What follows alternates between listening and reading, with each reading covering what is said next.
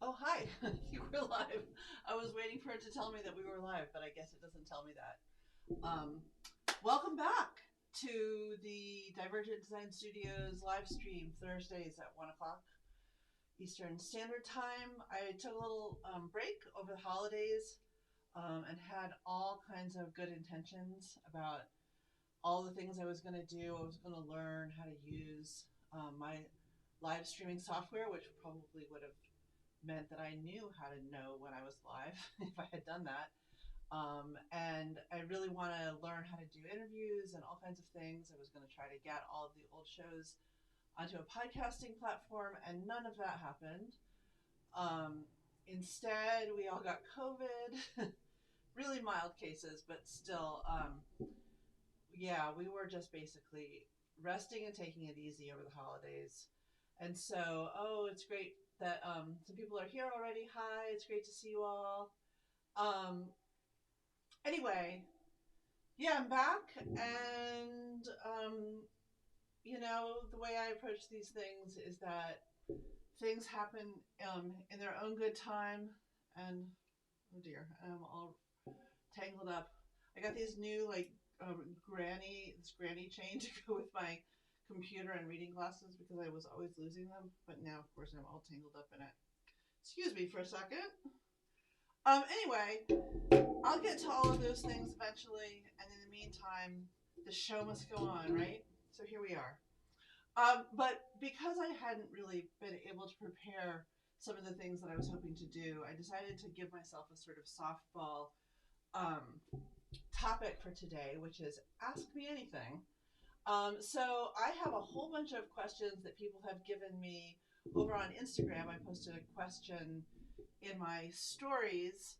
Um, so I have tons of questions to get me started, and I'm going to try to get through as many of them as possible. But for those of you who are here watching the show live, please just put your questions in the comment box, in the chat box, or yeah, I'm not sure if I said that right. Put your questions in the chat box, and I will try to answer those, give those priority. So, really glad to see some of you here, Denali and Anna, and I'm not sure how you say Finnerdu. I'm not sure if that's how you say it. I apologize if I'm saying your handle wrong. Um, But anyway, welcome. And if anybody else is here, I love it when you put something in the chat box so that I know that you're actually here. Um, Even if it's just to say hi. So I'm going to just go to some of my, I have not prepared this at all. This is like totally, literally off the cuff. I had thought about doing a little bit of preparation in the hour or so before the show, and then it turned out I had to run an errand, which I just got back from. So that might be that's my excuse for why I'm a little scattered. But anyway, these are entirely, completely unrehearsed and off the cuff. Um, so let's see. I'm going to go to some of the early ones. Somebody asks, "Do I have any pets?" And the answer is, oh my gosh, yes, we have a lot of pets. We have two dogs, two rescue dogs. One is a pit bull mix whose name is Sammy. She's a brindle. And she was my first dog that I got right after I left my previous marriage, and I love her very much.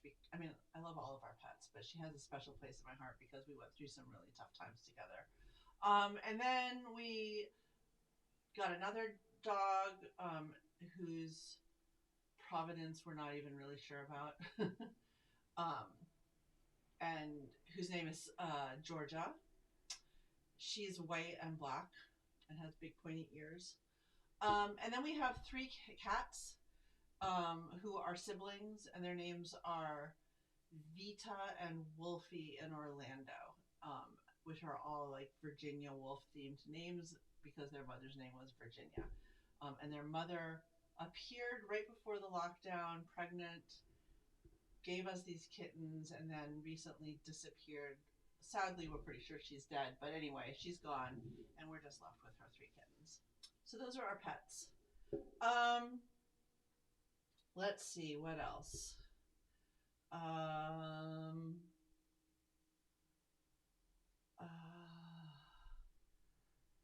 let's see.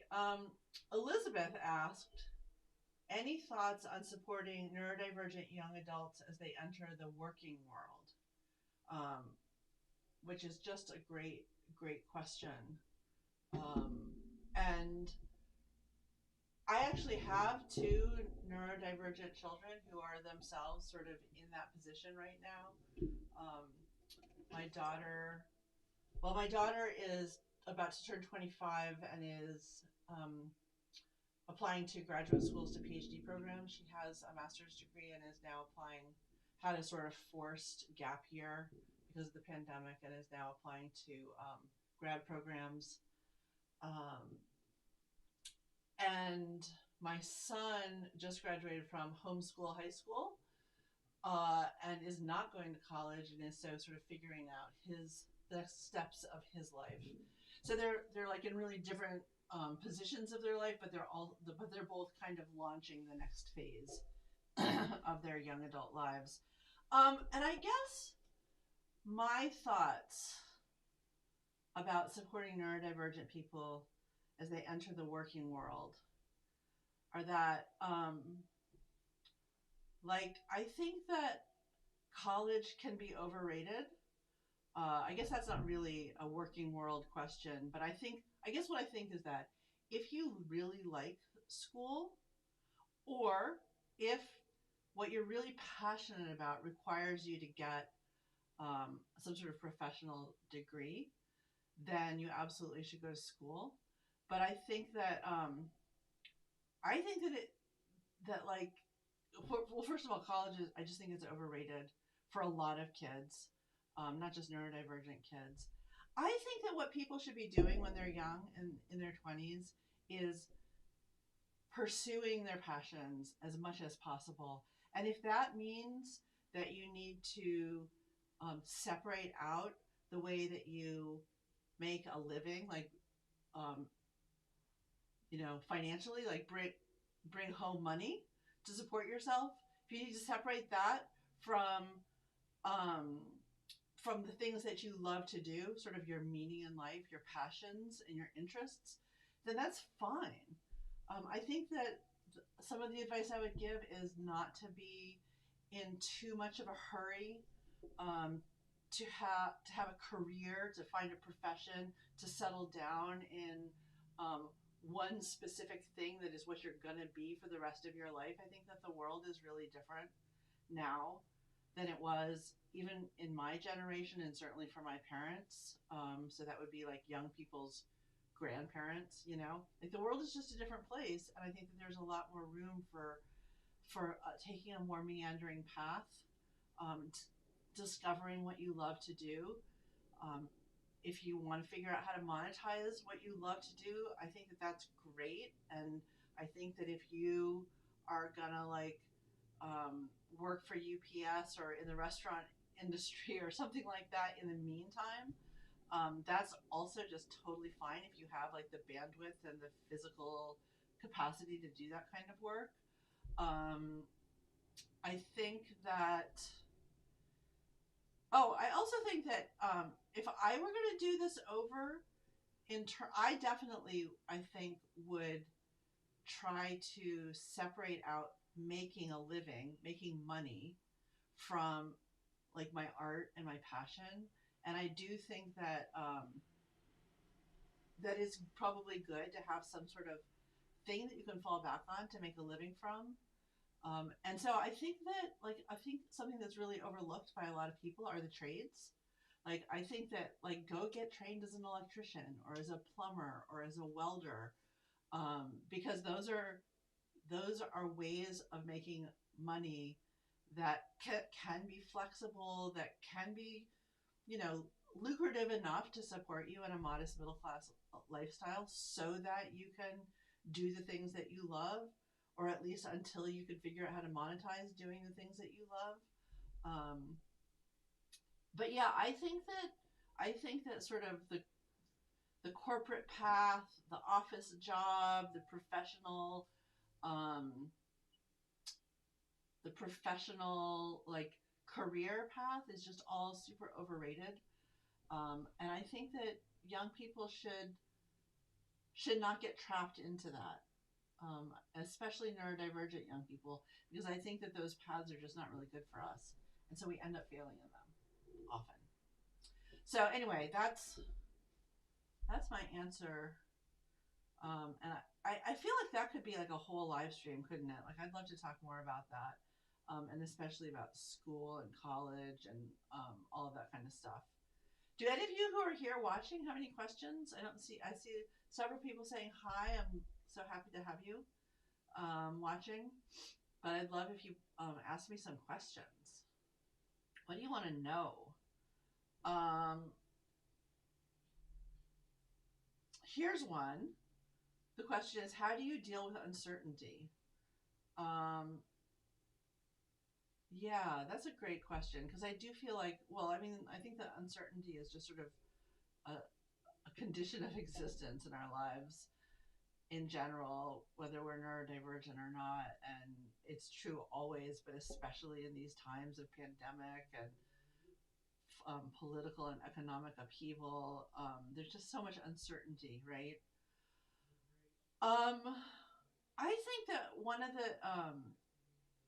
the big insights that I've had fairly recently for myself is that there are unpleasant and negative emotions and experiences and tasks, etc. Things that I don't like, that are unpleasant, that are uncomfortable, but they're endurable.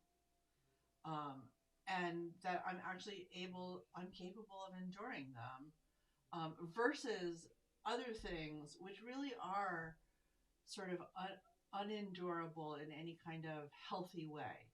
So I would say that like intense shame, trauma, they're just really unendurable experiences. But things like disappointment, frustration, sadness, even anger, uncertainty, I think all of those things are actually, even anxiety, for me anyway, anxiety being something now that sort of comes and goes. It is not just the constant state of my existence anymore. I think that once we start to understand that these are states of being that are transient and that we can survive, then it's possible to just sort of sit with them, and get a little bit meta and talk to yourself, calm yourself, figure out ways to soothe yourself in the midst of them. And I find that on the whole, they tend to go away. Uncertainty, I guess uncertainty is what I was going to say, one of those things that maybe we have a little bit of control over, but maybe not. I don't know. I think that control is another big thing. Like the things that we don't have any control over are less endurable than the things that we do. So for me, focusing on the things that I actually have some control and agency are what are really helpful to me. Yeah, I don't know if that's helpful, but that's how I deal with emotions that are unpleasant, like uncertainty. Let's see. Let me look at these. Someone says, regarding spiral time, what is something you're still excited to circle back to from the past? Oh, that's interesting. Well, I feel like I'm doing it all the time. And right now, one of the things that I'm already sort of circling back to from my fairly recent past is writing fiction. I started writing fiction maybe 15 years ago, like in my 40s, in my early 40s, for the first time ever, for the first time since I was in elementary school. I started writing fiction, and I really got into it, and I actually got a Master's of Fine Arts in fiction writing, which was an amazing, amazing experience. And over the course of about 5 years, I wrote a novel, or at least a draft of a novel, it still needs an enormous amount of work, and I'm not like I really want to go back and finish that novel, although I'm increasingly unclear whether it will ever be published or whether it would ever find um, like land with an audience in a way that anyway, I don't know that it will ever find a home with a publisher or land with an audience who appreciates it, but I still feel very committed to it, and so I hope to circle back to that. But there's a lot of stuff. Like it's been 10 years now that I've been working on this novel and it's still not done, and I have a lot of stuff, like a lot of shame, not even shame so much, but like it's just really hard for me to even think about um, entering into that project again. So what I've done instead is I'm writing a different novel. I'm writing a murder mystery, like which is genre fiction. It's fairly formulaic, and has a lot of constraints that make it a lot easier, and it's new. So so that's something that I'm circling back to. Um, I I feel like the ways that spiral time works in my life is less about spiraling back to something really specific and re-engaging with it in exactly the same way as I left it, you know? It's more about like sort of like those things start to kind of dissipate, but then there's still this kind of stardust. I'm getting really woo woo here, but like that's how it feels. Is it feels like they kind of dissipate, but then I can kind of gather the bits and pieces of them and then kind of fold it in, almost like the way that you fold something into, like when you're baking. I don't know if any of you bake, but like when you fold something into egg whites, like you have to be really gentle with it. It feels like that. Like it's more like that stuff all comes back around in unexpected ways that aren't what I really um, intended when I first started. So it's not even so much about coming back around to exactly the same thing, but the usefulness of all of those experiences um, getting folded into the reality of my life now. All right, here are some questions in the live. Yay! Spiral Nerd, my friend Kendra says, a thought regarding work stuff. I had a few cleaning jobs in high school, college that I kind of liked because I could just put on an audiobook and engage with my interests while doing. Yeah, absolutely. I like as recently as maybe 10 years ago, I cleaned houses to make money to support my writing habit. I was still married, but and in a marriage where I was being financially supported by my ex-wife, but I felt like I needed to bring in some money to support some of the ways that I was spending money on my art. So, and I cleaned houses, and there was something really nice about that.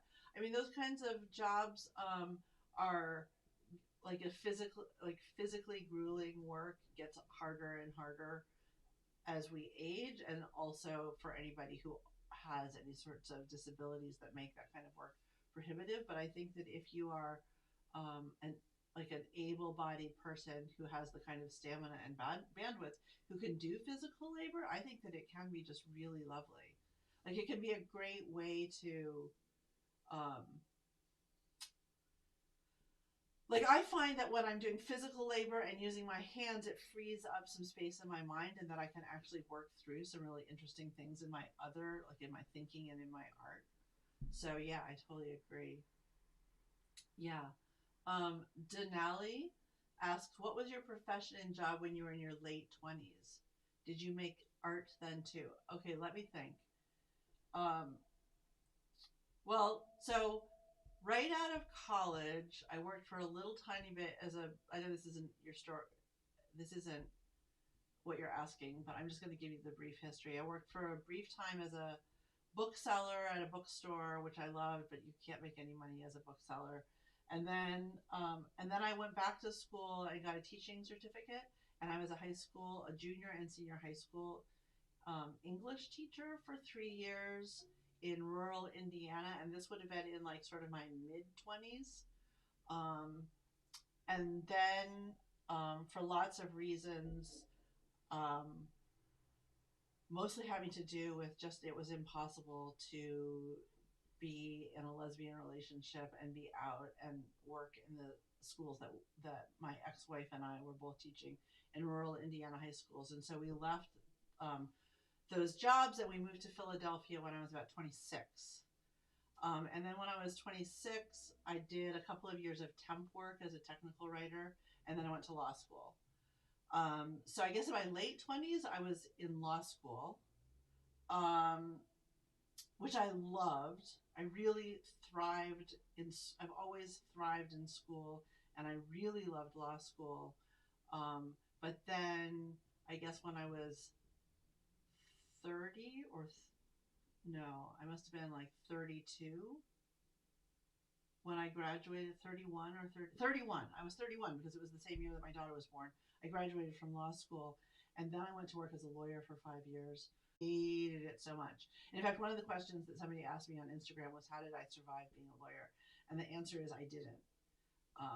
I suffered enormously for 5 years, and then I quit the very first second that I could.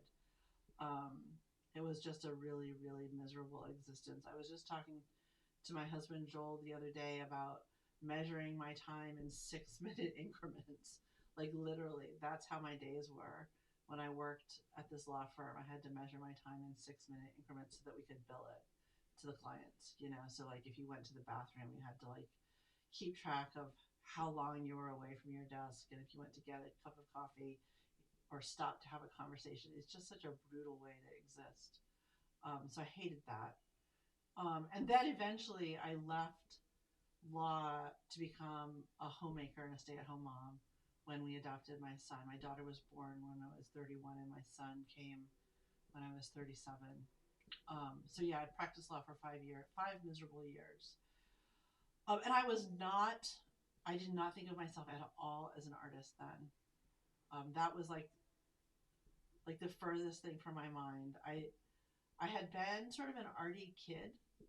I did a lot of art classes and art lessons, and I wrote fiction, and I was a really creative kind of kid. And then I think through high school and college, I took on this persona of an intellectual and of the smart girl. Like it was the role that was available to me, and I really embraced it. And the whole entire world of art felt completely inaccessible, not just as a artist or a creator or a maker, but um, even as like an observer. I mean, I read fiction. I definitely read fiction and studied literature, but like visual art and dance, all sorts of artistic forms were really inaccessible to me because I so intellectualized them, and I didn't understand yet that it was about like not understanding in an intellectual way what something means, but that the way for me anyway into art is like just the experience of it. Um, so that all came much later. I didn't really start to think of myself as an artist at all until, as I was saying, I started writing fiction in my 40s, and that was when my kids were now both in school full time, and like the obvious thing was everybody asking, when are you going to get a job? When are you going to get a job? And I really wanted to write, and so I sort of gave myself a year to think about just writing. And I started out writing personal essays, which really felt like the genre that fit me best. Um, but then then I started feeling the need, like the I was felt too constrained by the facts of what had actually happened to really be able to tell the truth of my story. And so then I started fictionalizing my personal narratives, and then as soon as I became liberated from like what actually happened, then I was just like all in on the fiction, and that's when I started writing fiction. And then it wasn't actually until I was in my 50s, my early 50s, when I left my marriage, that I started making visual art. And that happened mostly because like words started to fail me. Like I couldn't, it was too arduous. It was too daunting to try to express myself in words. I'm sorry. Have you guys been able to hear me? I'm realizing that I didn't have the microphone. I hope that you are able to hear me. I'm assuming somebody would have said something if you couldn't hear me at all, but I hope that's better. Anyway, I I really, words, I lost my capacity to write in any kind of meaningful way, just because it was too overwhelming and arduous and linear. And I think that's what it was now that I think of it. And so I started painting and drawing and doodling. I really started out by doodling and sketching, and then went from there. So anyway, yeah, I didn't think of myself as an artist until I was in my 50s. And I didn't think of myself as a writer, a creative writer, until I was in my 40s. Let's see what else. Oh boy, there's a bunch of questions. All right, great. Sorry, I'm feeling self-conscious that I've been babbling for a long time about every single question, but that's just the way I am, and I'm not going to feel self-conscious about it. Okay. Moira says, I've been struggling to sort of get going or started on projects or exercise, etc. after Christmas. Do you have any good strategies or thoughts? Yes. It's funny. I was just thinking about this morning. First of all, I think that, well, getting started is the hardest part. I believe that. Although I also think that getting stuck in the middle is tough, and finishing things is also hard. So I think all of the parts can be really hard for neurodivergent people. I do have an ebook. I don't know if you've seen it, Moira. If not, you can get it by going to my Instagram, which my handle, I just recently changed my handle to Marta_emerging, Marta emerging. And if you go to my Instagram and you go to the link in the bio, in the link tree there is a way to download my ebook, and it's called Getting Started is the Hardest Part. And I think it's like 3 reasons why and 5 strategies that might actually help, or something like that. I can't remember exactly. But in it, I talk all about this, why I think getting started is hard and strategies for getting started. So I guess I would suggest, first of all, that you just go look at that, because I think that will be helpful.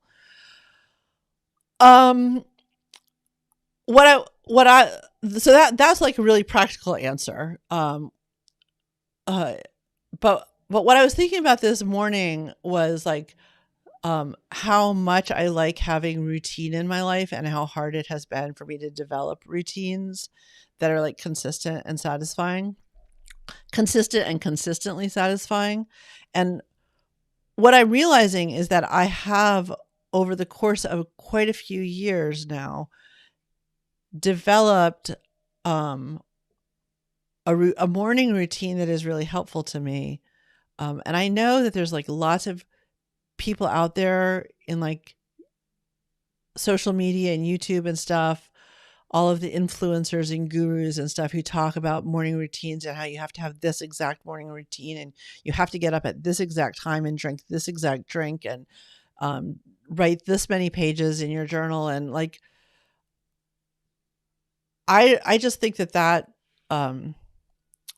just ridiculous and overly prescriptive. But I do think that having some sort of routine, whether it's a morning routine or at some point in your day, is really helpful to me to get started.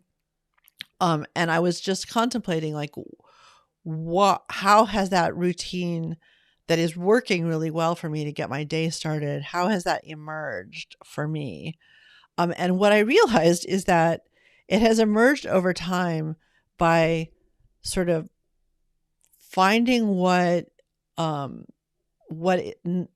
by beating myself up or being aspirational about it, like, this is what I'm going to do in the new year. From now on, I'm going to do X, Y, and Z every single morning, but rather seeing what emerges from what's pleasurable, and what works. And especially when those things sort of fly in the face of the conventional wisdom, I think it's really helpful to notice that and embrace your right to do it differently. So just as a quick example, um, I I have the same breakfast every morning, and I have had for quite a number of years now. And it's two pieces of toast, one with a specific kind of peanut butter and one with a very specific kind of cherry jam, and a cup of strong black coffee. And this particular breakfast makes me so happy. It brings me such pleasure, and I love it so much that I actually look forward to getting up in the morning. Like when I go to bed at night, I think, oh, well, when I get up in the morning, I get to get up and have my breakfast. Like it gives me such a cozy, pleasant start to my day. And I also start my day always by spending a little bit of time reading whatever my pleasure novel is, or whatever it is that I'm reading for pleasure. I make sure that I spend half an hour or more while I'm eating my toast and drinking my coffee doing that. And that just sort of so that's just like a completely pleasure-based morning routine, but out of it have emerged some other things. So like lately I'm trying to do a load of laundry every day, and when I leave it to later in the day, and also to get the dishes in the dishwasher every day, right? And when I leave those things to later in the day, they don't happen because I'm a morning person and I'm exhausted by the end of the day. But I was resisting doing those things first thing in the morning because I thought of them as work or chores. And I was so devoted to like the pleasure of my morning routine that I didn't want to interrupt it by putting a load of laundry in before I made my coffee, or doing my dishes while my coffee was, while my kettle was warming up, whatever. And I just realized that like I actually like putting laundry in, and I actually enjoy doing the dishes in the morning. It's at night that I hate them. So they don't even feel like a chore anymore. But I had this category in my head that like, oh, you can't interrupt the pleasure of your morning routine by doing work. You have to wait to do the work until later. Anyway, I don't know if I'm articulating this very well, and I'm going to try to write an essay about it. But I just think that letting your routines emerge out of the things that are pleasant to you, and really interrogating kind of the distinction between pleasure and work. Yeah, which doesn't get exactly to like all the strategies for like getting started on projects and exercise after Christmas. But I do think that that ebook will be helpful in that. But I do think that having some routines in your life, creating a little bit of structure for ourselves. Like we're usually pretty good when we have outside structure and outside accountability, but we have a really hard time at creating those things for ourselves. So I think that trying to incorporate pleasures that out of which can emerge some routines and structures, rather than kind of like beating ourselves up for not having those things, or being really aspirational about, I'm going to go to the gym 3 times a week. And then, after 2 weeks, we haven't done it. And we just give up. Anyway, I feel like I'm babbling. I hope that was a little bit helpful. I feel like all of these questions and topics are actually just going to give me, could become their own live streams and or essay. And so I will definitely make a note of all of them and try to spiral back around to them.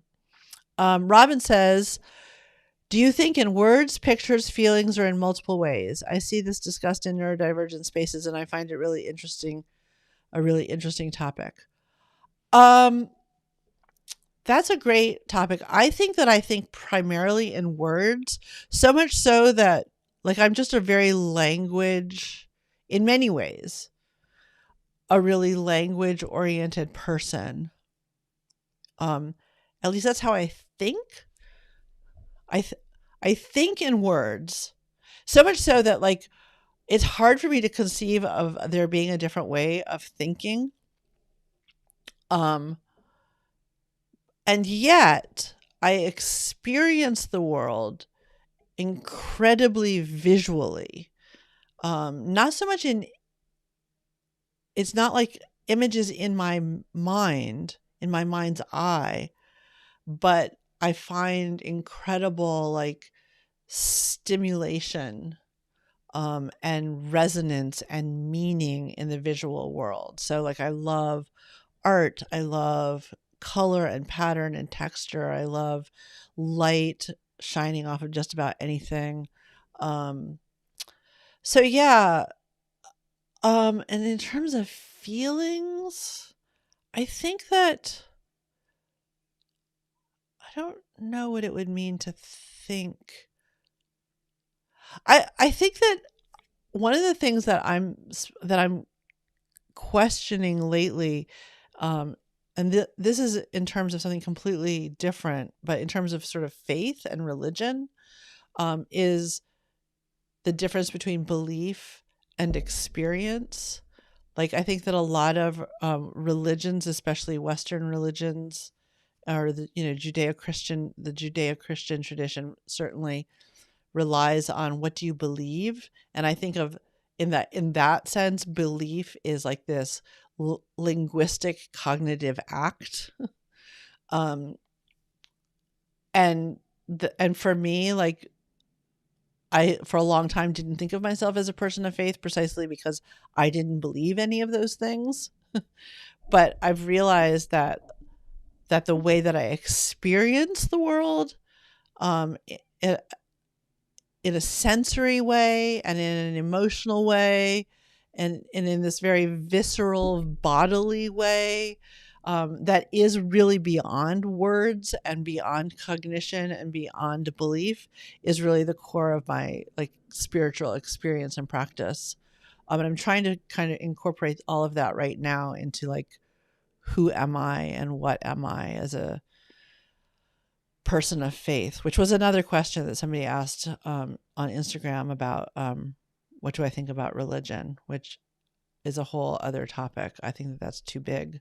But anyway, I don't know if that helps, Robin, but yeah, it is a really interesting topic for sure. Yeah, sorry, Jenny. I did forget to bring the microphone over. I hope that it's better now. Um, uh, Riot Mama and Spiral Nerd want to know what I'm currently reading and what are some of my all-time favorite books. Oh, this is a great question. Right now, and all of this past year, 2021, and actually though for my whole life, I have loved like mystery and detective fiction.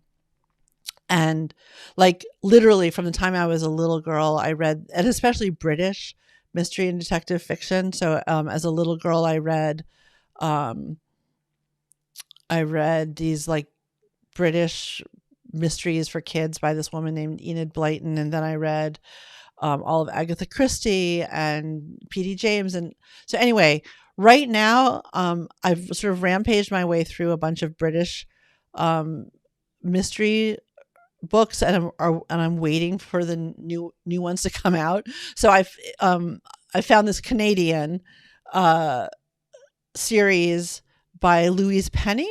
It's set in this fictional little town called Three Pines, and I'm reading. I think it's the second or third of her series, and it's called The Cruelest Month. So that's one thing that I'm reading. I'm always reading more than one thing.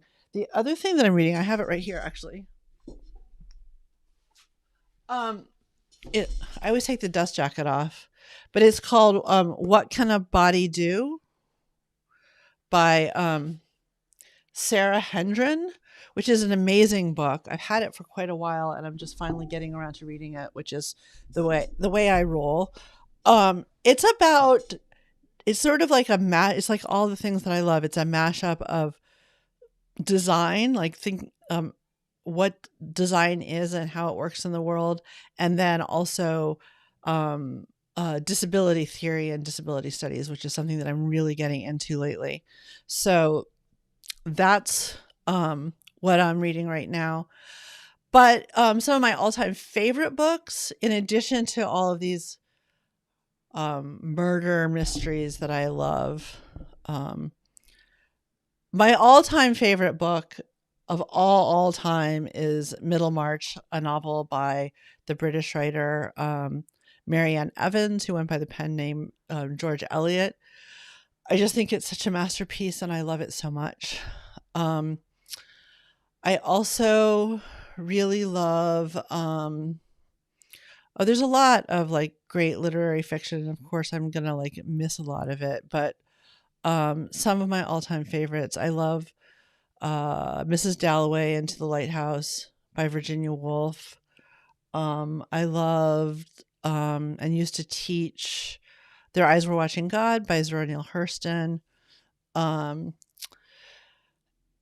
Nonfiction, like one of the most important books to me as a young person was Sister Outsider by Audre Lorde, and the poetry of Adrienne Rich. Yeah, I could just, yeah, in fact, right here they are. Sister Outsider. Anyway, I just love books. So I've read a lot of books that I love, and right now, of course, some of them are escaping me, but I can come back. Glad that the sound is better. Yay. I'm so sorry that I forgot to pull the microphone over. I do that. Jenny asks, also interested in the topic of developing habits. Definitely putting pressure on myself to make things work doesn't work. Yeah. Yeah, I would, Jenny says, curious to have this topic become its own live stream.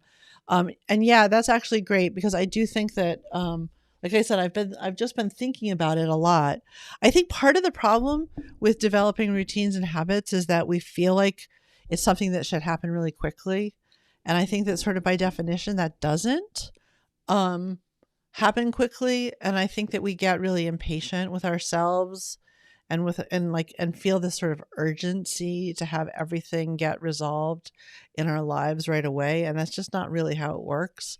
So I think that being patient with the slowness that these things take, but still having faith that that things are getting better, which to me mostly just means like more pleasant. Yeah. I also think that doing it in community is really important, like having support in community. Yeah. Riot Mama also says, since you were talking about creating structure during your day, do you have a bedtime? If so, do you personally find it necessary? I think that I'm probably the wrong person to ask. I'm realizing that my hair is a little bit weird too. Anyway, whatever. Because I'm sort of a really weird neurodivergent person in this regard, in that I think that most of us are night owls. And I'm not. I'm the opposite. I'm very, very much of a morning person. So I don't really need a bedtime, because I just fall asleep naturally really early because I'm exhausted because I've been up. Like, I often get up between 4 and 5 in the morning. Like, it's rare that I stay in bed later than 6 or 7, and I never set an alarm. I just wake up. And honestly, my coffee and toast are often what propels me out of bed. And my novel, like I love my mornings so much, and I love kind of being up before the rest of my household is up, that often is what propels me out of bed. But the only reason it works, because I'm a sleep hound, the only reason it works is because I've gone to bed really early. Like I'm typically in bed and asleep between 9 and 10, maybe 11 sometimes, occasionally. So, and I also often have like a little period of time in the middle of the night where I wake up and I will read or try to do something that's interesting or pleasant during that time, and then fall back asleep. But I suspect that you're asking about that question because, like so many neurodivergent people, maybe you have a hard time getting yourself to bed and a hard time getting yourself up. And I know that like my own children are certainly in that category. And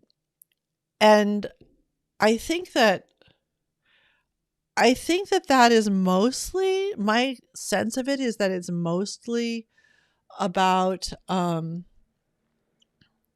is mostly a problem because the world wants us to be awake during certain hours. Although it is nice to be awake during daylight hours, at least some daylight hours.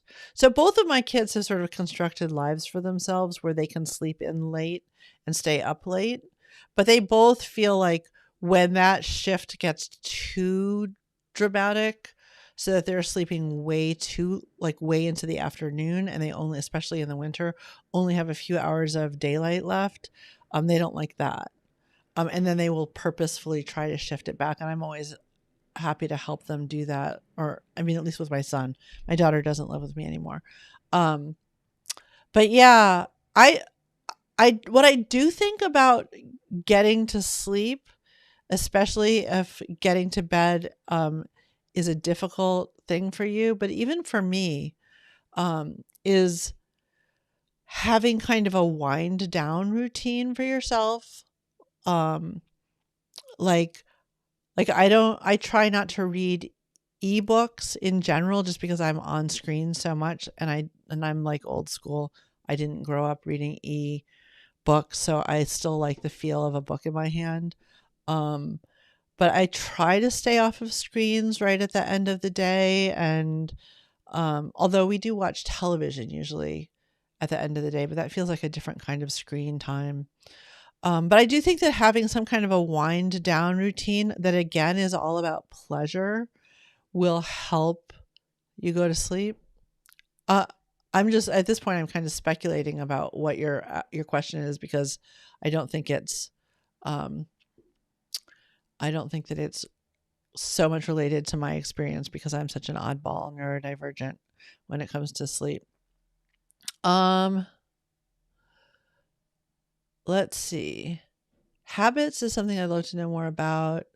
Any other questions? I'm thinking that I should do a whole live stream on habits and structures and routines because that seems like it's something that people are really interested in.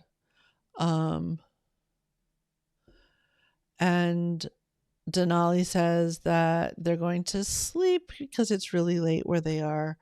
And that is, of course, fine. I'm going to open up and see if there's any other questions.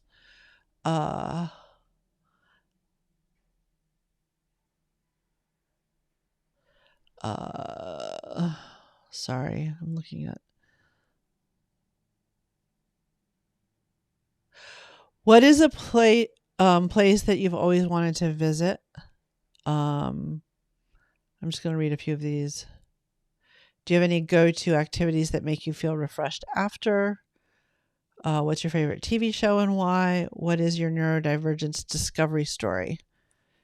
And how did it impact you, those around you? All right. Really quickly, a place that I've always wanted to visit is Scotland, and we may actually be going in the fall, which would be so exciting.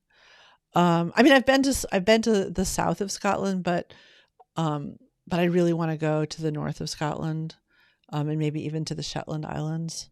And one of my favorite TV shows actually is Shetland, which is, a British detective series that is set in Scotland. And I mean, some of it is filmed actually in Shetland and some of it is filmed in mainland Scotland, but it's really beautiful. And I really love that. In general, I'm just really a sort of genre fiction devotee of the detective, murder, mystery, detective genre, which I feel like is probably kind of problematic. And I can't really watch American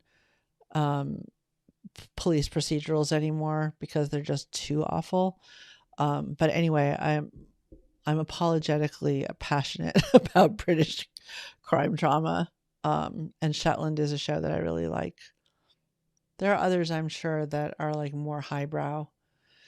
But I'm kind of in a really lowbrow phase of my life. I'm just kind of done being highbrow. Anyway, let's see. Let's see. Now I've lost. What is your neurodivergence discovery story, and how did it impact you, those around you? Okay, this also could be a whole live stream, I'm sure, like a whole memoir. But we have at least another 10 minutes if you guys want to hear it. My neurodivergence discovery story, it's kind of interesting, I guess, in that my son, I think it's a really typical story. My son was diagnosed with ADHD and learning disabilities when he was around 7. And even though he and I are really different in a lot of ways, and especially where then he was a much more sort of hyperactive and sensory seeking kid than he is now. He's 18 now. But nonetheless, we were also very similar in lots of ways that I started to suspect were about. I didn't have the term neurodivergence then. I mean, it was around. This would have been in the like mid-aughts. He was born in 2003. I guess in like around 2010 or so. Certainly the term neurodivergence was around, but I wasn't running in those circles at all. But I was starting to suspect that I had ADHD, and felt like maybe that would explain a lot of things about myself. But it felt also almost impossible to find someone to get me a diagnosis. And I was very much still in the medical model of ADHD at that point. My son went to a school for kids with learning disabilities and was taking stimulant medication, like the whole 9 yards, right? And anxiety medication. And I'm not opposed to medication at all, whatever works. But anyway, I was within that medical model trying to find somebody who could diagnose me with ADHD, and it was very difficult then. But I was also just like super anxious and cyclically depressed, and had right around that time, or maybe a little bit before that time, gone through a really major, what I now understand as like autistic burnout, but felt like a serious clinical depression. So I went to see a psychiatrist on the recommendation of a friend who knew him, and he was great, and we ended up having a long relationship. But at the time I said, I think I have ADHD, and he really didn't want to talk about ADHD and really didn't want to diagnose me with ADHD. But so we ended up talking about anxiety, and I ended up going on anxiety medication. I took Lexapro for like probably over 10 years, and it was really transformative. It really helped me. I remember, like, it's so interesting now to look back, but I remember one of the biggest things that being on Lexapro did for me was like change my relationship with time. And I didn't think about, I had no concept of spiral time or industrial time or anything like that at this point in my life. But I did know that like I felt out of sync with time all the time, and that other people had very different relationships with time than I did. And I felt like being on anxiety medication helped me to be more in sync with the ways that other people experience time. I remember really clearly, distinctly thinking about that, and in fact, writing it into one of the characters in my novel, who, in retrospect, now that I think of it, is almost certainly autistic. Anyway, so that helped a lot for quite a long time. The anxiety medication, but then at another point of sort of crisis in my life, I went back to the same psychiatrist again, wanting to talk about talk about ADHD. And again, he didn't really want to talk about ADHD. And that's a whole other story, which I now understand so much more. Like, he actually was not really into the whole medical model of neurodivergence. And was kind of trying to steer me away from that, which was, I think, like sort of philosophically the right thing, but but I did need that label to find my people, right? Which I think he wasn't quite getting. But anyway, the long and the short of it is that I went to the psychiatrist, and instead, this time he wanted to talk about what was going on in my life at home and in my marriage, because it was pretty clear to him that that was really distressing me. And through the course of my therapy with him, I ended up leaving that marriage, and then that became quite traumatic and awful and went on for years. And he really supported me through that. And in the course of that time together with the psychiatrist, I said to him, look, I know you don't want to talk about ADHD, but I think that I have ADHD, and I'd really like to try medication for it and see if that's helpful. And so even though he didn't technically diagnose me with ADHD, I never went through any battery of tests or any of those things, he was willing to prescribe medication to let me sort of experiment and see if it would be helpful. But he said in the first instance, he preferred not to prescribe stimulant medication. He suggested we start with a medication called Strattera, which you may be familiar with. It works more like a SSRI does. So there's not like ups and downs. It's just more of a steady state kind of medication. And most people I know don't find Strattera very helpful at all. I found it enormously helpful. I think in retrospect, it was as much a placebo effect plus the healing of trauma that was happening in my therapy with this psychiatrist that was producing the results, but it doesn't matter. I had good results. And life got better, started getting better. And it wasn't until a couple of years after that that I sort of discovered the world of the ADHD kind of community. I don't like to use that word because it's not really a community. But anyway, I found like sort of ADHD online, like on YouTube. I found on Instagram ADHD accounts and started following them, and on Twitter at the time, and then decided to sort of start my own accounts. And by then I was having my own, like I was starting to apply a kind of critical lens to this experience of ADHD, and especially because it's just much too long of a story, but like having that diagnosis and having those medications was not helping my son navigate school, which was completely traumatic for him. And so I started to have a more of a critical approach to thinking about ADHD, and learned the neurodiversity paradigm, embraced the concept of neurodivergence, and also became introduced to the autistic community, which I found so compelling. Like I thought, oh, what we need in the ADHD community is the same sort of critical perspective on pathology and disability, and like sort of a critical perspective on depathologizing ADHD, similar to sort of the whole actually autistic, nothing about us without us kind of movement. And I started to realize that ADHD and autism are all part of, are very similar in many, many ways, especially political ways and politicized ways. And I started to think about what I was doing as a liberation movement.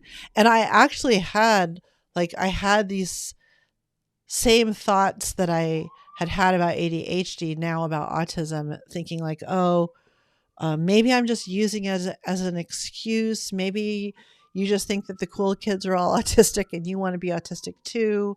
Maybe you should find somebody to diagnose you. And I really did try, but again, it was the same situation. So hard to find diagnosis, and so expensive to find diagnosis. And also I sort of started to realize that, that I wasn't even sure that I wanted a diagnosis, like because I don't think of neurodivergence, I don't think of ADHD or autism as being diagnosable things. Like I don't think of them as medical conditions. I think of them as identities or as neurotypes. So it was sort of a similar path, but by then I was much more radicalized, much more critical, and by the time I started self-identifying as autistic, I was like really, up to my eyeballs in Instagram and YouTube and in this world, that we're all now part of. So that was kind of my story, of like kind of coming to awareness of my neurodivergence. It started out pretty traditional, and I was like, if you go look at some of my earlier YouTube videos about women and ADHD, they're like pretty uncritical about gender stuff. They're pretty uncritical about the medical model. But I grew, like as we all do. In terms of how it affected the people around me, to be honest, what happened simultaneously with my identifying as neurodivergent was that I lost my entire previous community, like literally everybody that I had known, with maybe like literally a handful of exceptions, that being like my dad, my stepmom, my brother, and 2 friends. Like I lost them all in my divorce. So it wasn't even like I needed to come out to people or introduce this new concept into my life. And I was also in a period of flux professionally. I was not working. I couldn't get work. I was living in poverty. So it was kind of easy because I was coming out to myself as neurodivergent at the same time that I was building community around neurodivergence online. So it didn't have a huge effect. I do suspect that the response of most of the people in my previous community, if I were to come out, or like I think about writing I don't know, maybe people watch my videos or follow me on social media. I doubt it. But I suspect that their response would be sort of eye rolling. Oh, there goes Marta again, taking on another marginalized identity, making excuses for why she is so flighty and unfocused and unable to stick with anything. Like I suspect that that's what their response would be, but I don't really know because I'm not in touch with any of them. Okay, so that was my sort of coming out story as neurodivergent. Maddie asks, have you tried ADHD coaching? If so, how does it work? How do you get over imposter syndrome? What about getting an ESA? I don't know what an ESA is. Do you think that helps with ADHD? Well, that's a lot of questions. I have never, interestingly, I have never been the client of an ADHD coach. I have myself done some, I didn't call it coaching because I have a sort of complicated relationship with that whole concept of coaching. I did sort of what I called peer mentoring, one-on-one with people for a little while, although I'm not really doing that except with just a couple of long-term clients who still sometimes want to talk to me. I think that I don't really know how traditional ADHD coaching goes, like somebody who's been trained as an ADHD coach. My skepticism about ADHD coaching is that for the most part, I shouldn't even say for the most part. I think that a lot of people who get trained as an ADHD coach and market themselves as ADHD coaches and do that work are very firmly in the sort of medical mindset, the pathology paradigm of ADHD, and that a lot of what they offer is are just sort of hacks and strategies to bring your self into conformity with what society needs and expects and wants of you. So I don't think that for the most part, coaches are bringing I think that there will be a lot of talk about neurodiversity, but I think that that's a different thing than actually embracing the neurodiversity paradigm.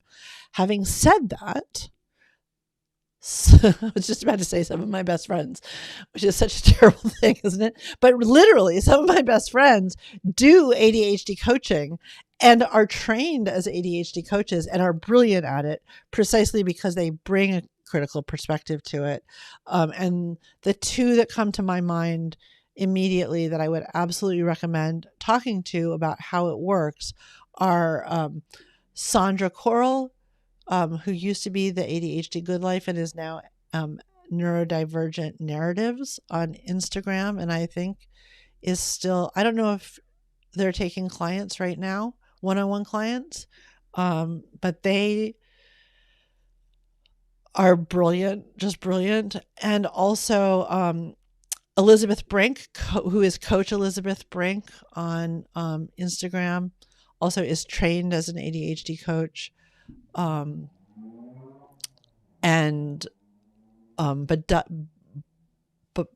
works largely outside of that pathology medical paradigm of neurodivergence, and I super respect her work and would definitely recommend that if you're looking for an ADHD coach, that you start with one of those two for sure. How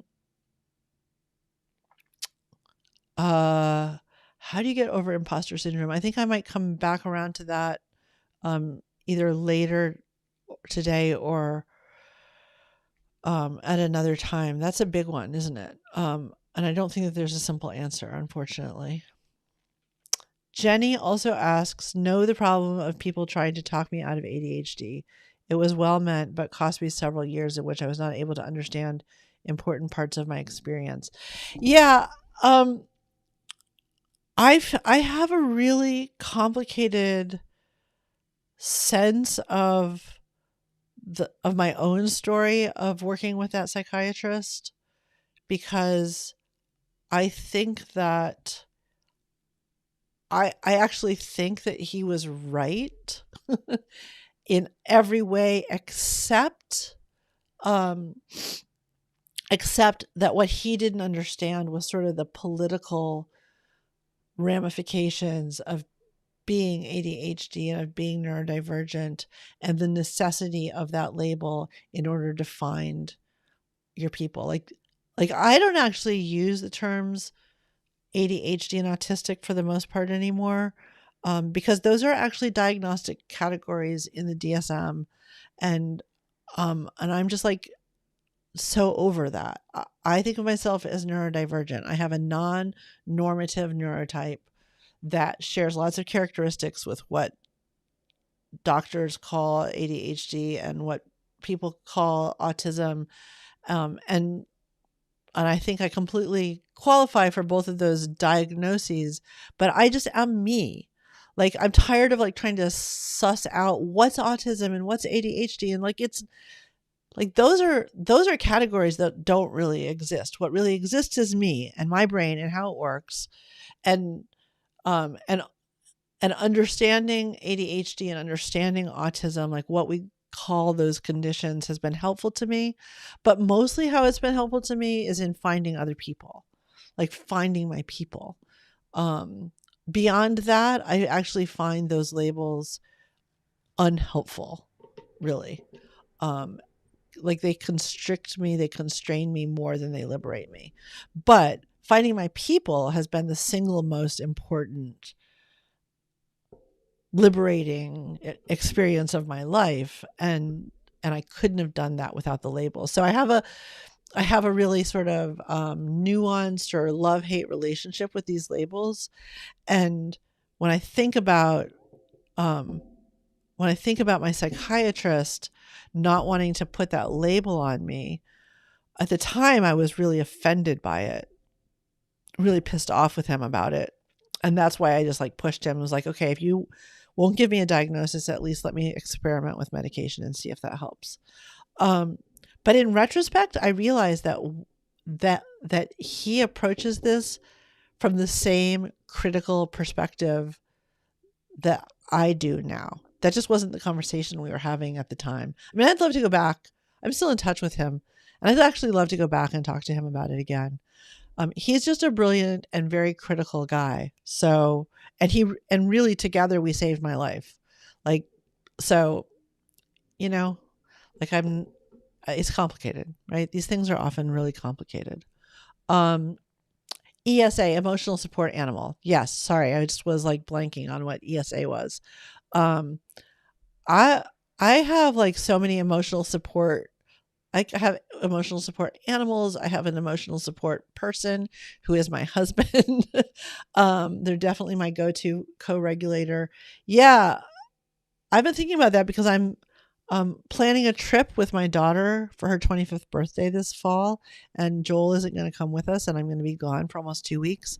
And like part of me is like, how pathetic that you're anxious about being away from him for 2 weeks. Like, what does that say about like how emotionally needy and dependent you are, and that's not healthy, and blah blah blah blah blah.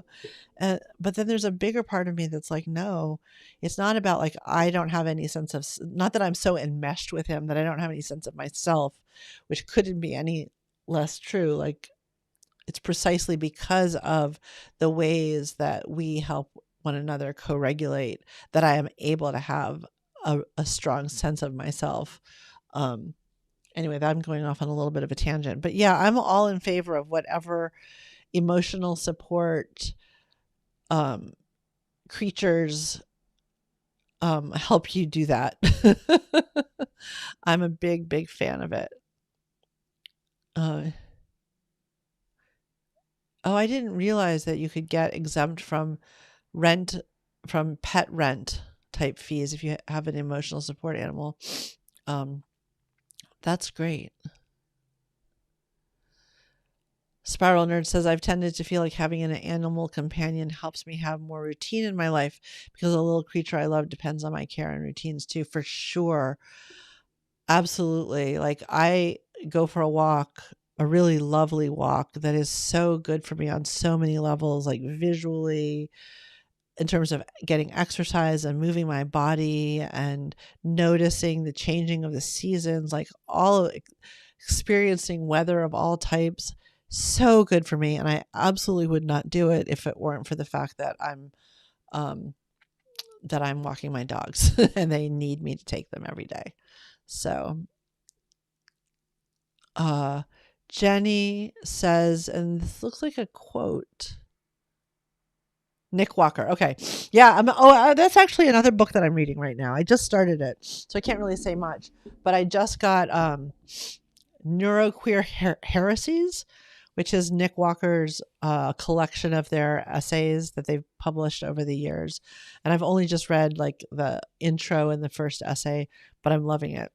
Anyway, this is a quote from Nick Walker that Jenny has put into the comments. Labels of any sort, including diagnostic labels and identity labels, are tools for building narratives. Right. Build whatever narratives that bring you closer to being who you want to be.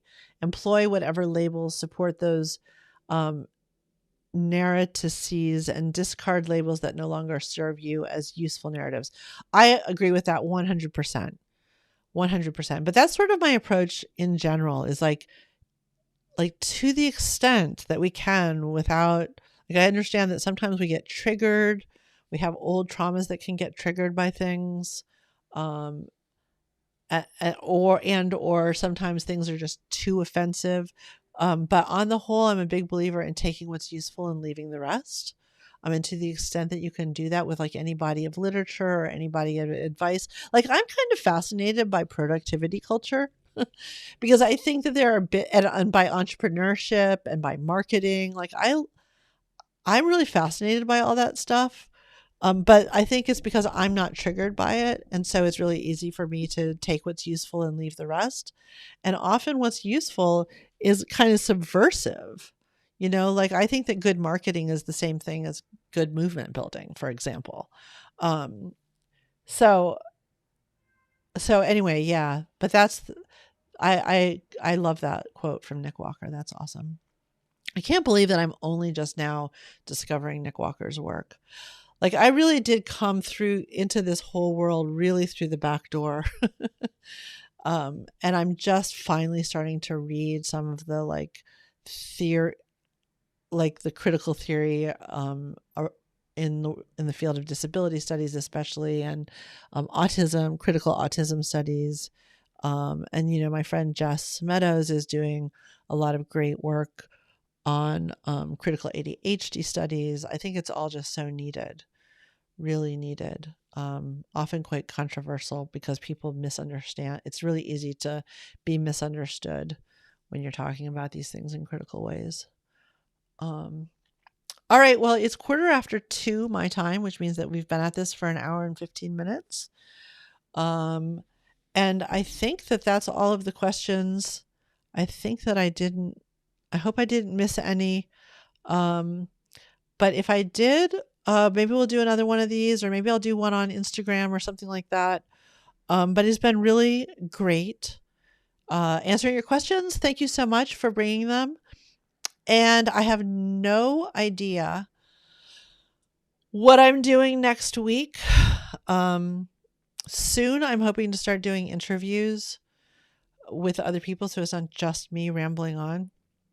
But I'm not sure when that's going to happen because that involves, like I said at the beginning, learning some things that I just don't know yet. So it'll happen once I find the bandwidth and the energy to learn what I need to learn to do the things. But anyway, in the meantime, thank you so much for joining me, and I hope you have a great rest of your day. All right. Bye.